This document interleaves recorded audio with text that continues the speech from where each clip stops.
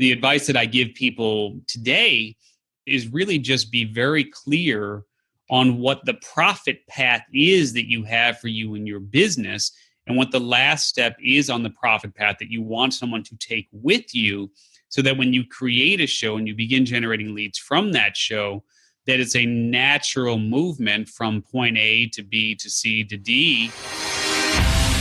This is Experts Unleashed, revealing how professionals and entrepreneurs transform experience into income while positively impacting the world. For years, Joel Irway has helped entrepreneurs develop and launch their expert-based businesses, growing them beyond 6 and even 7 figures a year. Now, a professional expert serves their community through paid training, education, or service. This podcast will help you design and execute your plan to become a 6 or 7 figure expert without a massive team. To get more information or apply now, visit theperfectexpert.com. Let's get started. Hey, what's going on, experts? It's Joel Irway here, and welcome to another very special episode of Experts Unleashed. And you are in for an amazing treat today. I have a very, very special, very honored guest, Steve Olsher, who is the host of the New Media Summit live event and host of 2 of the most popular podcasts on iTunes, Reinvention Radio and Beyond 8 Figures. We are going to be talking today about leveraging podcasts and leveraging shows to boost your authority, boost your brand. I am beyond excited to reconnect with you, Steve. Steve, welcome to the show. Thanks, Joel. Appreciate you having me, man. Yeah. So, Steve, you and I connected probably, I don't know, roughly 2.5 years ago. Yeah, at least. Charles was the guy Charles Bird, who was a guest on one of my other podcasts.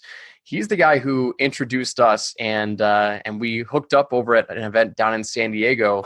It's been a long time reconnecting, man. I'm very, very excited about our conversation today. Before we jump into it, for my listeners who may or may not be familiar with who you are and what you do, just give us a quick 30-second background about the man, the myth, the legend, Steve Olsher. Yeah, man. I, again, appreciate you having me on. 30-plus year entrepreneur, started out way back when in the nightclub business. Was a DJ, actually owned my own nightclub, which opened when I was just 19 years of age. It was a non-alcoholic club. And since then, man, I've just been moving crazy forward on my entrepreneurial journey, in terms of catalogs and .coms. Actually launched on CompuServe's Electronic Mall in 1993. That's how far back I go online. And that company became liquor.com in 98 when we bought that domain. And went on to do a lot of real estate development and podcasting and live events and coaching, authoring, speakering, all that fun stuff. And as you mentioned, Reinvention Radio and Beyond 8 Figures are the fun shows that I do. And as you also mentioned, we do a live event called the New Media Summit, where we give 150 attendees the opportunity to really learn how to leverage and monetize the power of new media. But the main hook is we also bring in 40 icons of influence, as we call them, who are podcasters who are looking for guests, and the attendees get to pitch the podcasters, and they literally get booked on the spot. So everybody leaves the event with bookings in hand.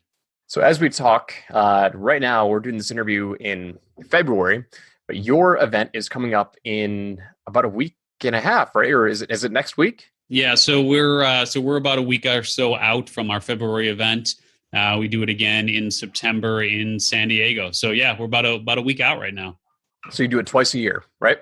Typically twice a year. We actually had done it 3 times in one calendar year between 2017 and 2018, but typically twice a year. Awesome. What we're going to talk about today is all about new, obviously, I think we're going to take the conversation today with new media and podcasting and just the power of podcasting, which is fascinating because the last time that we connected, I didn't have my podcast, and you were one of my core influences for starting the podcast. And so about 2 years ago, before I even started both of my podcasts, I was green and new to the space. And we were chatting before this conversation about just how much my audience has grown and the impact that it's made on my business. It's been a huge lead generation source for me and just major brand awareness. I'm going to rattle off at some point in this conversation all the different things that podcasting has done for me personally, but I want to throw it back to you, Steve, and really talk about what is the power? First of all, what is new media, and why is it so influential in today's space for the authority figures, the aspiring authority figures? Yeah.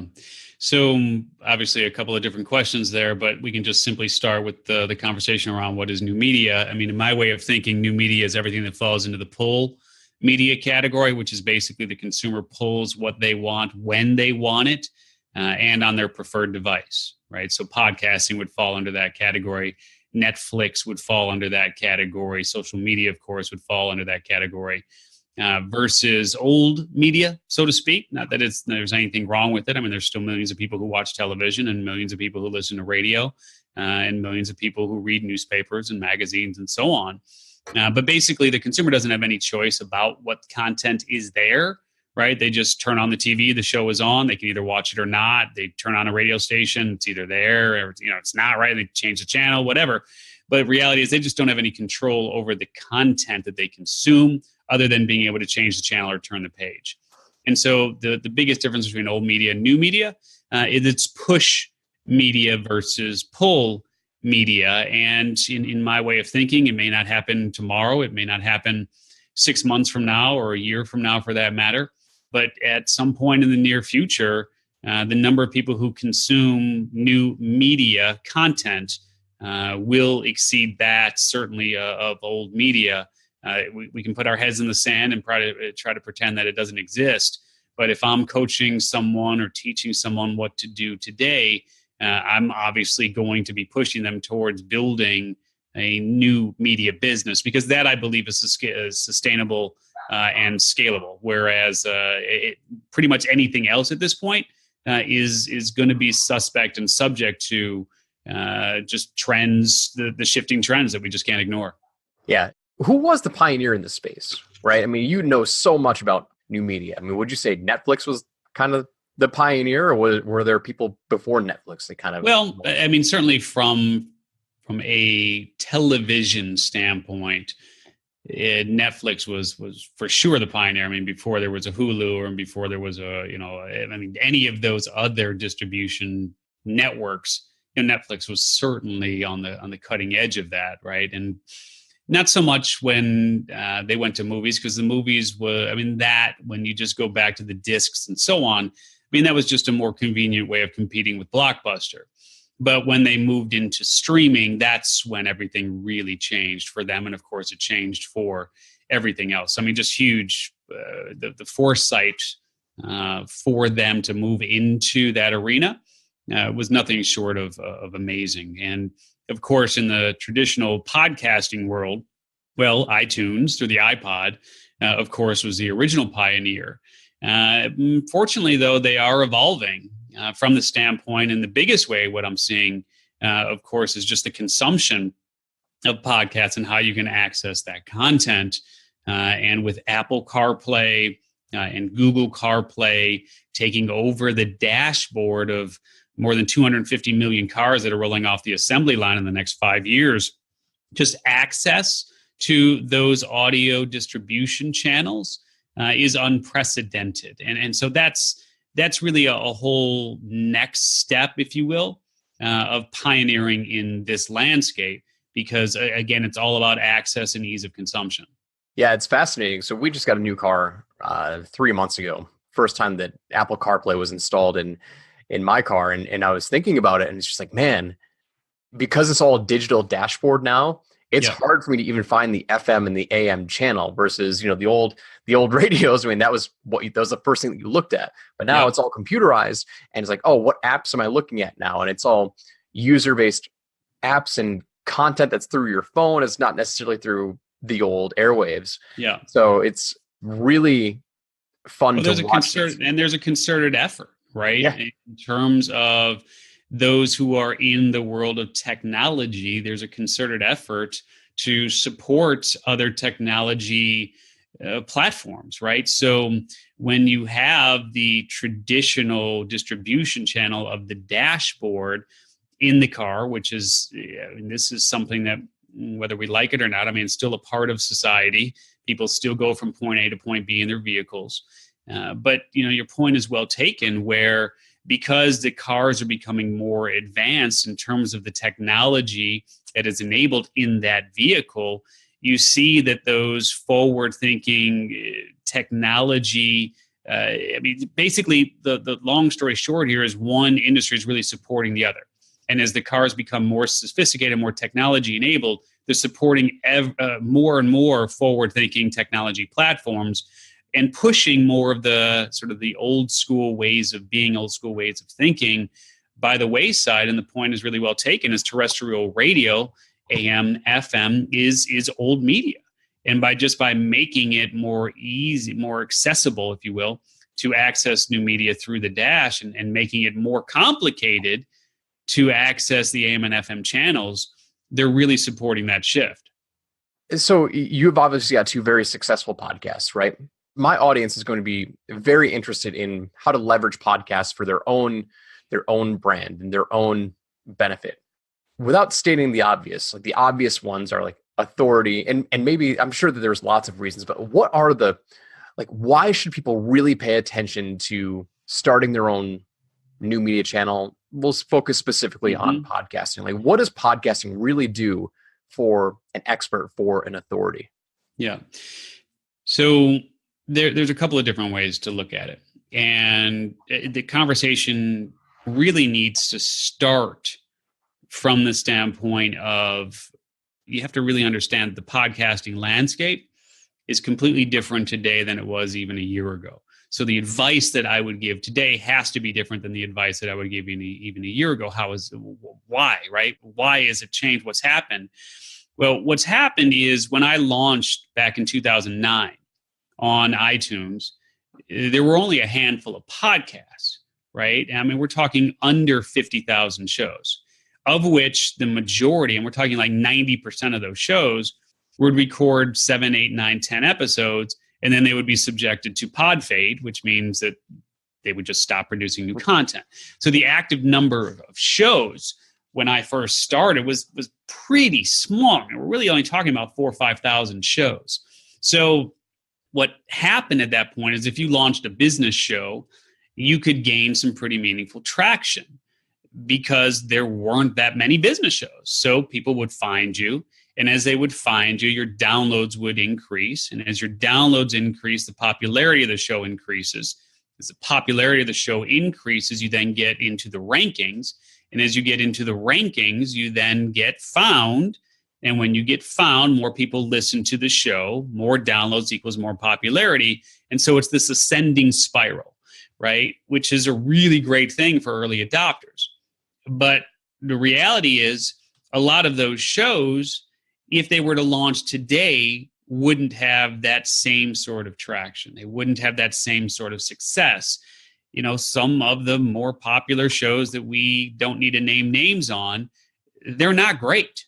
You know, they're not great shows, but they still do well because of that ascending spiral, right? Because they were the beneficiaries of having that first mover advantage. Yep. We don't have that same first mover advantage now, right? We can't benefit in those same ways from launching a show now as you could even just a few years ago, right? So you have to remember that now you're dealing with the NPRs of the world and the New York Times of the world and the Dave Ramseys of the world and the Washington Posts of the world. I mean, even Will Ferrell just launched a new show, which shot up to the top of the charts. Why? Because he's got 50 million followers, right? So if you have a platform like a Will Ferrell, you can use the other platform to push audience to your podcast, right?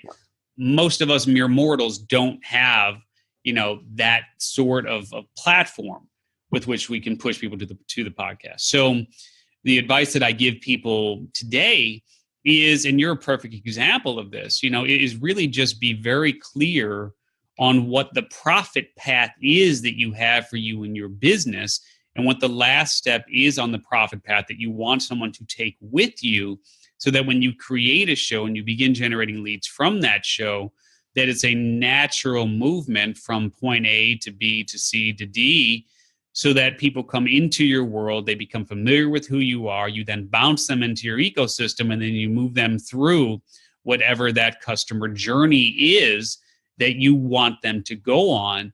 And ultimately, that really requires you to be very specific about who your ideal customer is and build something that ostensibly enables you to reach them in a way that traditional channels just don't.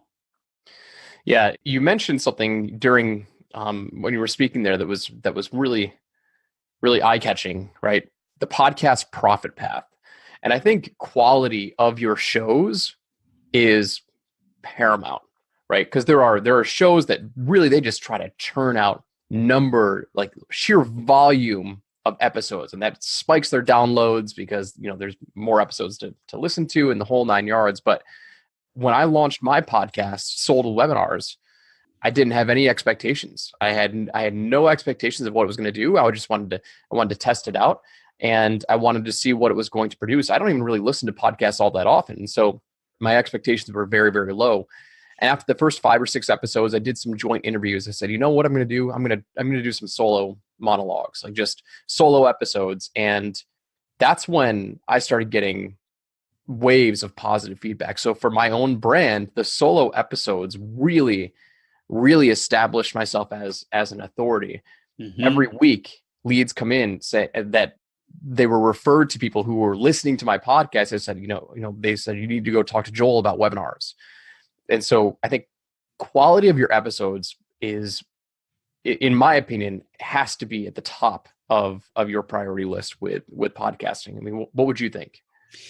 Yeah. And, again, it really just, it boils down to what is your core goal, your core objective for the show. Like, let me give you an example. Like, a friend of mine is launching a show right now where specifically he's sitting down with people who either have live events or book speakers for associations, or basically the people who are responsible for booking speakers, right? These are the people that he's going to have on the show so that he can pick their brain about, what do you look for in a speaker? How does someone get your attention? What are some of the structures for speakers, et cetera, right? Like all of the things that somebody who wants to be a keynote speaker wants to hear.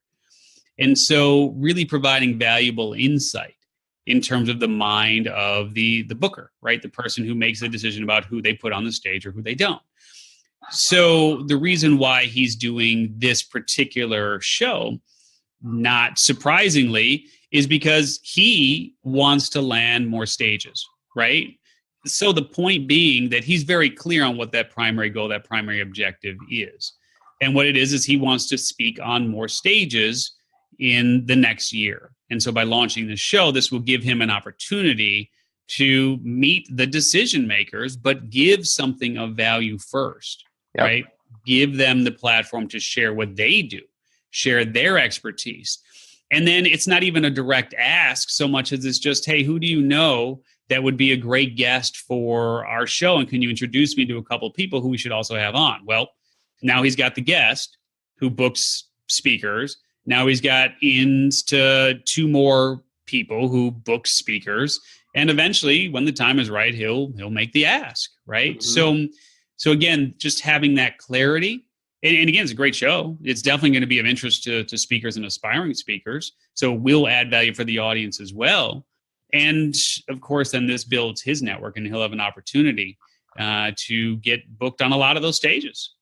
What was your intention? Like when you launched Reinvention Radio, that was back in, was it 2007 or 2009? 2009, yeah. 2009. Yep.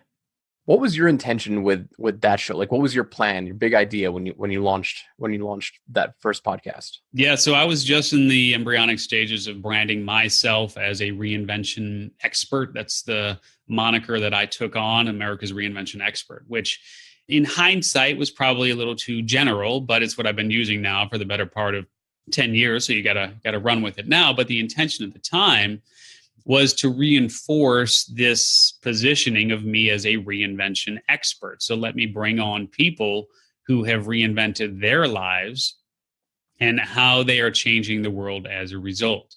So it gave me an opportunity to really expand my network, connect with influential people, to share really cool stories from folks who are up to amazing things in the world. But then, of course, to just to reinforce my positioning as a reinvention expert who can help individuals and corporations reinvent their lives and their businesses, right? So that was the original intention going in.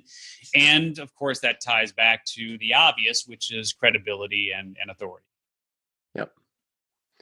Where do you see, looking back at the growth of reinvention radio, like where would you see as like one of the biggest pivot points with what helped that show really take off? Like, I mean, I don't know if it was early on in the launch of that, but like, what were some of the key events that really helped catapult that and allowed you to see like, wow, like I've got something here. Like there's something really big with this. Yeah. So, I mean, a couple of things. Number one, in terms of an inflection point for the show, having Simon Sinek on the show, where he was talking about the why, and I had just written a book called "What Is Your What? Discover the One Amazing Thing You Were Born to Do," and having that discussion around the difference between your why and your what was definitely an interesting conversation, and I think that helped not only, of course, from a credibility standpoint, where I'm able to bring someone onto my show that has some degree of recognition and notoriety.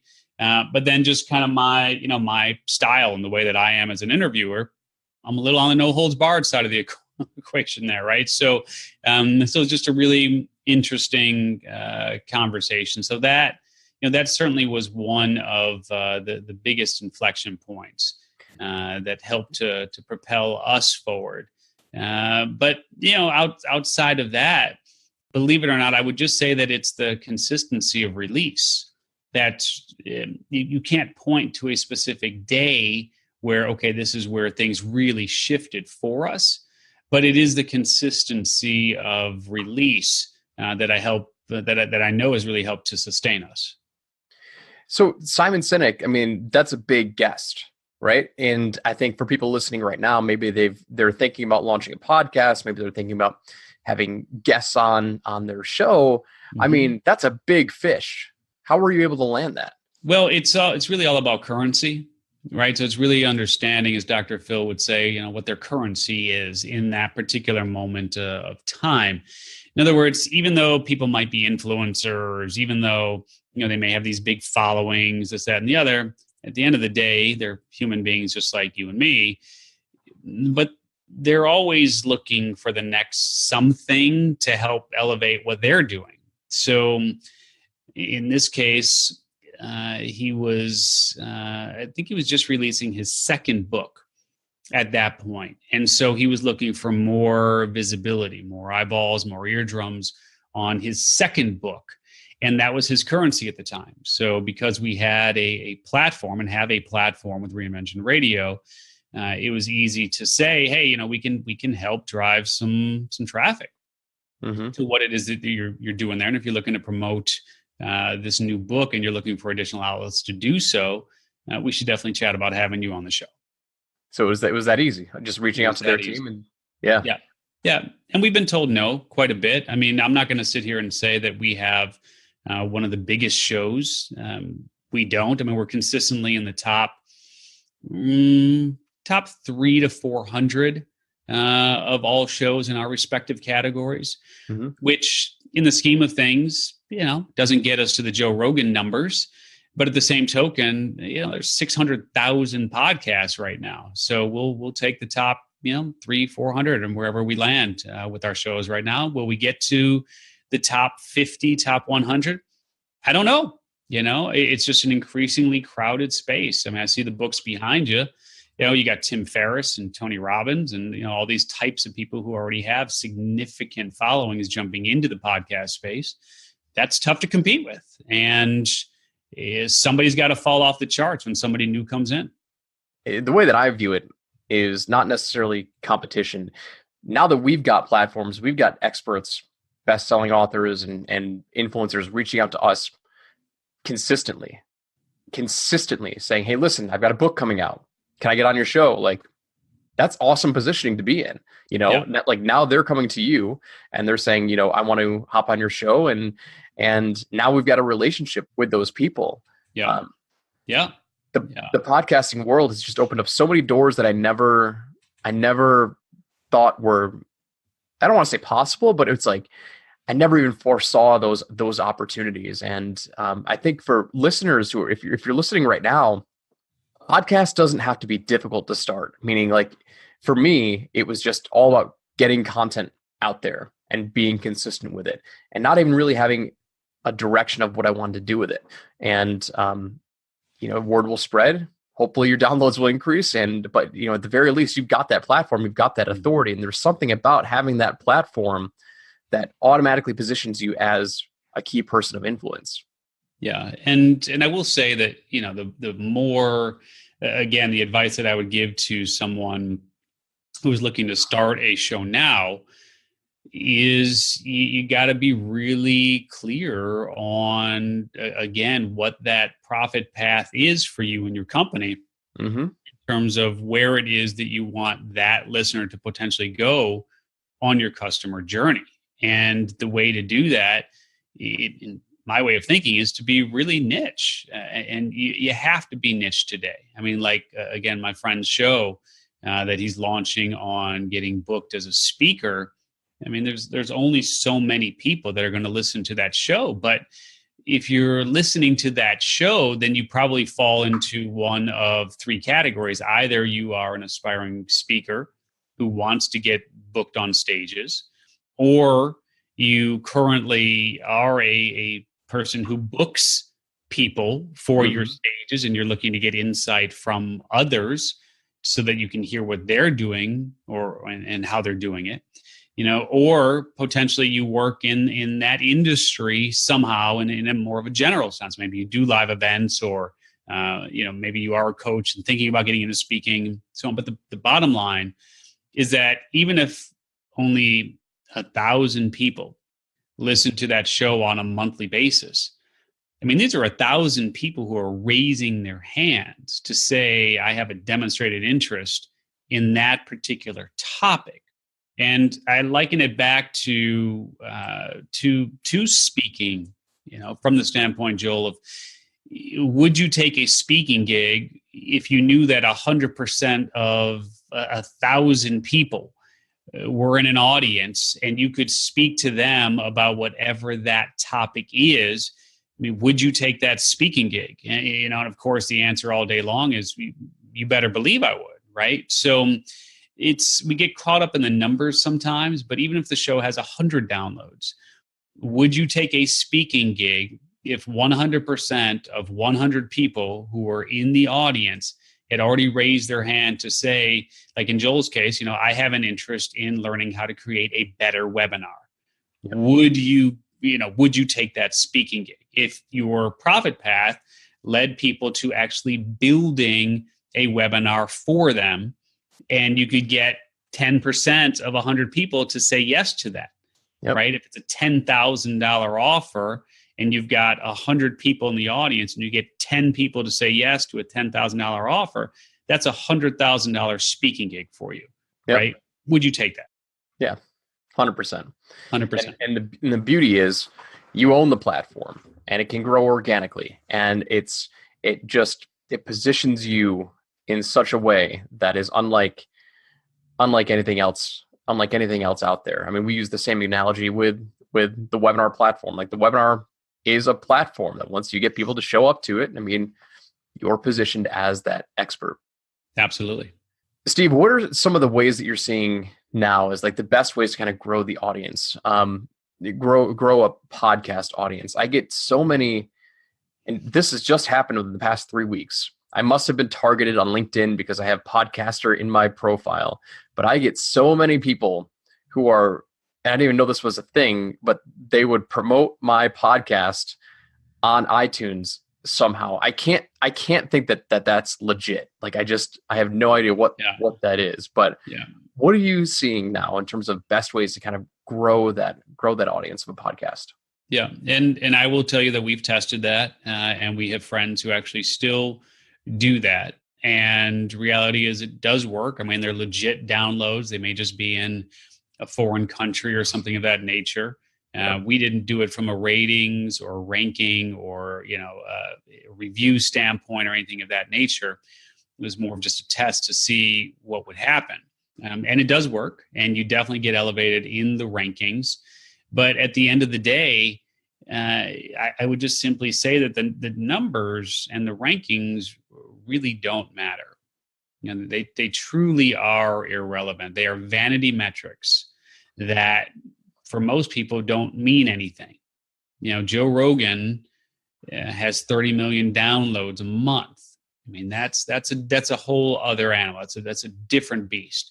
And when you're in those sort of numbers, well, then you can get sponsors, then you can get advertisers, then you're just on a CPM basis. You can get, 30, 40, 50 bucks per 1,000 listeners. And then that really starts to add up well.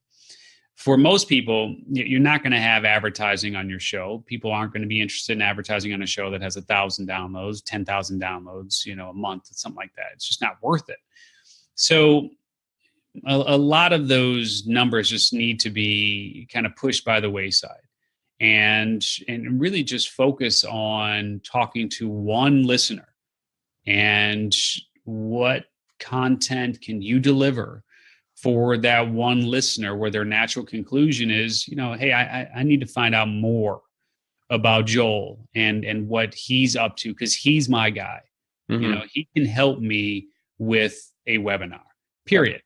And so it doesn't matter if you're ranked number 2 or you're ranked number 10. I mean, at some point for most of us, you're hopefully going to hit that plateau where not only don't you don't want to take on more clients, you actually can't handle more clients. I mean, because then that becomes a different animal. Then that's a whole organization, and that's like, do you really want that? I know for me, I don't want that.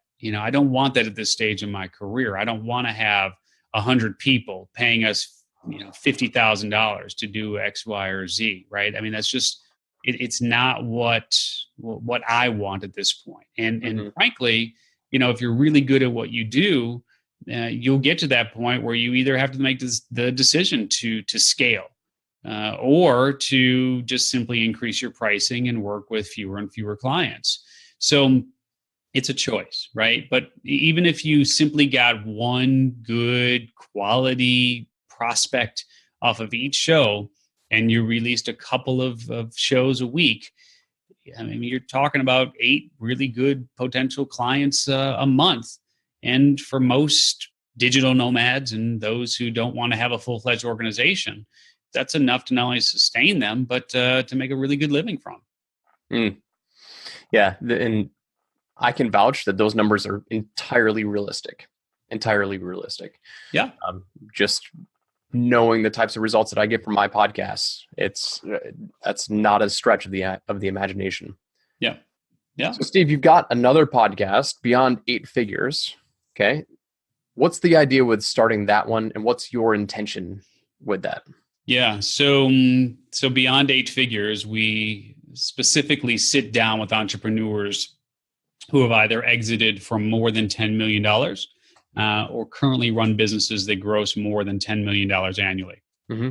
And our intention behind that is to really help the listener understand how to start and scale and or exit from their business. So we sit down with folks who are in some sexy type industries and other folks who are in, printers and toners. Like you would never expect those to be $10 million plus businesses, right? So it really runs the gamut in terms of the people we sit down with: billionaires, people who are running $500 million companies, and so on. So people who have exited, people who are currently running, we mix them up.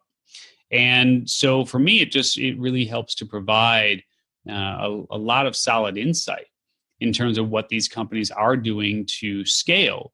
Because one of the things that I do aspire to is to get back into the world of building a real organization. Not that what I have now isn't, but I don't have any full-time employees. I basically work 3 days a week. I have involvement in other holdings like real estate and liquor.com I'm still involved with, and so on, but just on a board level. But I've got a couple of pretty big ideas that I'm going to be launching here in 2019. that require me to really extend and expand my circle, my network of influence. So not that I would ask these people directly to invest in one of those endeavors, but part of what I'm thinking about is, who do you have in your circle that I can throw this pitch deck in front of that would be of interest? Because people who are 8-figure entrepreneurs are probably hanging with other 8-figure and 9-figure and, and 10-figure type entrepreneurs, right? Mm-hmm. So that's the thinking behind it, is I'm using it as a way not only to pick their brains and deliver massive value for the audience in terms of sitting down with, let's be honest, very few entrepreneurs reach the 8-figure level. There's a big difference between 6 figures and 8 figures, huge difference.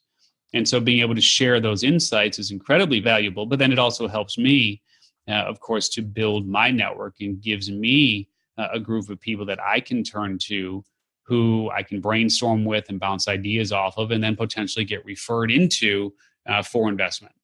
So you're planting the seeds now. Yep. You're digging the well before you're thirsty. Yeah, so to speak. Yeah, I mean, that's exactly it. And as I move forward here with these ideas, I will already have had these relationships developed, and now I just email them or I just call them. I mean, I've had lunch with some of them, right? So it runs the gamut. Yeah. Is it difficult to start a new podcast? Like, let's say that your intention is, let's use beyond 8 figures. You're already well established beforehand, so maybe beyond eight figures isn't the best example. But for somebody who is just looking to start up and say they've got this same idea as your friend or your customer who was going in the speaking space, right? And so reaching out to different event planners who were hiring the speakers. How would somebody approach? Let's say it's going to be episode 1, right? How would somebody approach their first guest saying, "Hey, would you like to be on this podcast that doesn't exist?" Or maybe that's not the right approach. Yeah. I mean, look, it's a great question. And it's part of the reason why, I mean, on our profit path, we have something called the Launch Your Podcast 2-day intensive, where we literally take people from 0 to launch in 2 days with their show so that they can do it the right way. And a lot of that is understanding strategy, really understanding what their goal is for the show, and understanding how to come out of the gate during that launch period so that they can take full advantage of, the ways that iTunes and other platforms do reward new shows, and of course having a monetization strategy and so on. But, reality is it just boils down to getting the first domino to fall. And once you have a really good premise for the show, then it's simply a matter of lining up one person to say yes.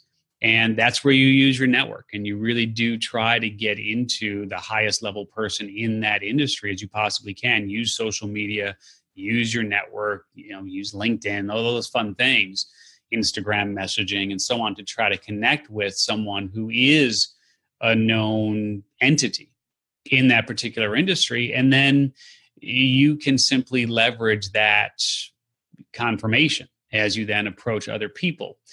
I've also seen it done where you could simply say, here are the types of people that we're in conversations with to have on the show, right? So you may not have them as confirmed guests for your show, but you could simply say, these are the types of people that we are in conversation with and plan on having on the show. Now, they may not have said yes, but if you plan on having them on the show, then, I mean, why not, right? So there's nothing wrong in saying these are the types of guests that we are pursuing right now. Awesome, man. Well, we've talked about a ton of stuff, building authority, building influence, leveraging podcasts as a way to create your own platform. But I really think from the biggest takeaway that I took away from this is leveraging the power of establishing really high level connections in a different, unique way. I mean, I think your example of the speaking gig, right?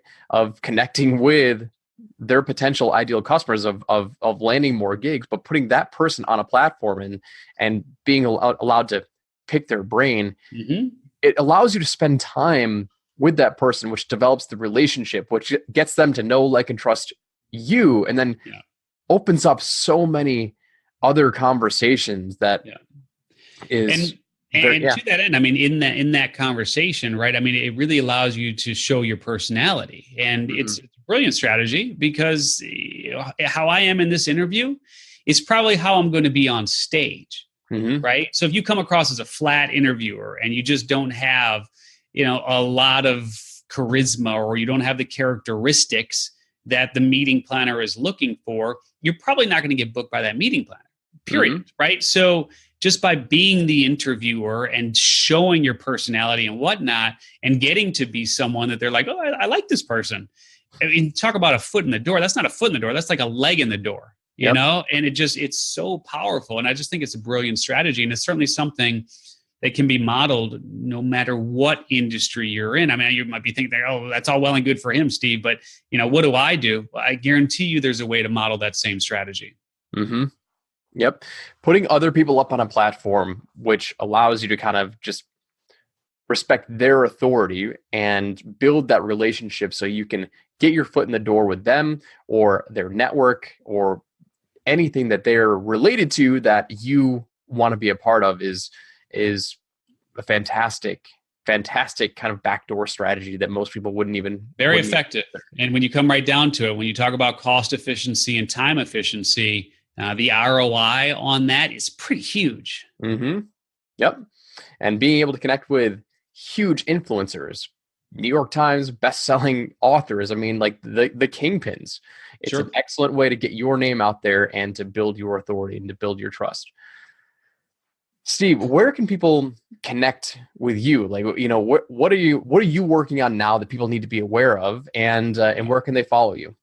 Yeah, I mean, look, one of the best ways to get your feet wet in the world of new media and to get your, kind of your bearings in this whole realm of podcasting, if that's of interest to you, is to be a guest on podcasts, right? I mean, like I'm doing here, and this is Joel's platform. I'm coming in, I'm sharing my expertise, and Joel does all the work from here. So it's Joel's job now to make me famous. It's Joel's job now to get this out to as many people as he possibly can, right? I come in, I share my brilliance, and Joel does absolutely everything else, right? So there's no cost to be a guest on shows. Joel's going to create visibility and credibility and authority for me. It's a beautiful thing, right? So this is a great way to get your feet wet. And so, as I said very early on, the New Media Summit is a great place for folks to come. And you can come to the New Media Summit, meet 40 top podcasters, pitch them on who you are and what you do, and get booked on the spot. And so newmediasummit.net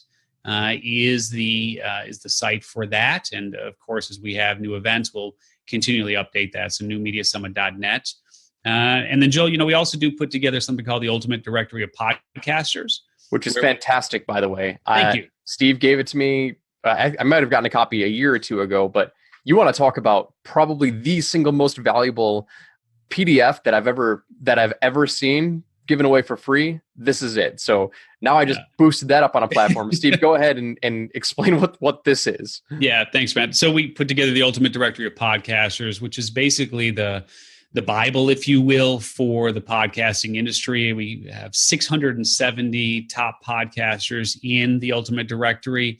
Gives you their names, of course, the descriptions of their shows. But more importantly, we went so far as to even get you their email address. So you can reach out for them and hopefully get yourself booked on shows there. And believe it or not, we give away the entire directory for free at myultimatedirectory.com. So myultimatedirectory.com. And I'd say between the New Media Summit and the Ultimate Directory, that'll give folks a pretty good taste of what I'm up to. And if they like me and want to connect with me more, I'm sure we can figure that out too. Not to mention your two podcasts, which you've got, Reinvention Radio and Beyond Eight Figures podcast. So if you're interested in how somebody else runs interviews from the expert space of being a podcaster, Steve is the foremost expert on this topic, anyone that I've ever met. And so we'll make sure to include links down in the show notes as well. I highly, highly recommend that you check out his New Media Summit. Unfortunately, I was not able to make it this year. Steve, I appreciate the invite. I have another speaking gig that I have to attend to, but I do want to make it out to one. It's I'm very anxious to get there and check it out because I know you'll put out an A-list event. So I look forward to having you there. Well, Steve, I appreciate it, man. It's been a fantastic conversation. Thank you so much for sharing your wisdom on authority building, on podcasting, and on the world of new media. One last question before we go, and I probably should have asked this earlier. Where do you see the future of new media going? I mean, obviously, this is going to take over, but like, what do you see as happening in the next 6 to 12 months and in the next, let's say, 4 to 5 years? Yeah. So no crystal ball here. I mean, I'm not going to sit here and say that I know for sure this or that is going to happen, but I think that one of the biggest events that we've seen recently is Spotify's investment in the space of picking up Gimlet Media and picking up Anchor and saying they have another $500 million to invest in the space. And I'll just simply say that, audio is certainly a powerful medium, but I really do think it's one of the most powerful medium because from the standpoint of, it's one of the only media with which you can multitask, right? So you can actually be driving and listen to audio. You can be, cleaning your house, right, and listening to audio and so on and so forth. So I think people do recognize that audio is an incredibly powerful medium, as it's always been with terrestrial radio. But now with podcasting really being seen as the new radio, I just know that it really has leveled the playing field for all of us. And it gives everyone the opportunity to reach virtually anyone across the globe, right? Mm-hmm. And so with billions of people having access right now to potentially your content, and with billions of new people coming online, I mean, the rising billions, as it's called, right, coming online over the next few years, I can't tell you for sure what is going to happen in this space, other than I know that a lot of money is being thrown at it. Venture capital is being thrown at it to the tune of about a $10 billion bet right now. And venture capital is smart money. They don't throw money hand over fist at dumb things, although I guess that could probably be argued. But, there's certainly they're certainly in the category of smart money. And if venture capital is starting to throw money here at the podcasting landscape, at audio specifically, I think like the Chinese proverb says, the best time to plant a tree was 20 years ago, right? And the second best time to plant a tree is today. And so I can't promise you that if you jump into this world that you're going to be found and you're going to have a hugely successful show and so on. But I can tell you with 100% certainty that if you don't get into this arena, you certainly won't. Right. So that's about as much of a crystal ball as I can give to you. But I think the smart money's on audio right now. I couldn't agree with you more. Especially with Alexa and all these other home-based devices that you can talk to it and say subscribe or turn on X, Y, and Z. I mean, there's so much potential. For sure. All right, Steve, that's an excellent way to end the show. We'll include all of your links down below. Steve, it's been a pleasure, man. Thank you so much for taking the time to share with my audience your expertise on new media and specifically with podcasting. And for all of you listening right now, go check out Steve. Give him a shout out. Let him know that you heard him on Experts Unleashed. And we'll see you on the next episode. Take care. Thanks for listening to this episode of Experts Unleashed. If you're looking for new and innovative ways to design and execute your plan to become a 6 or 7 figure expert without the massive team, apply now at theperfectexpert.com.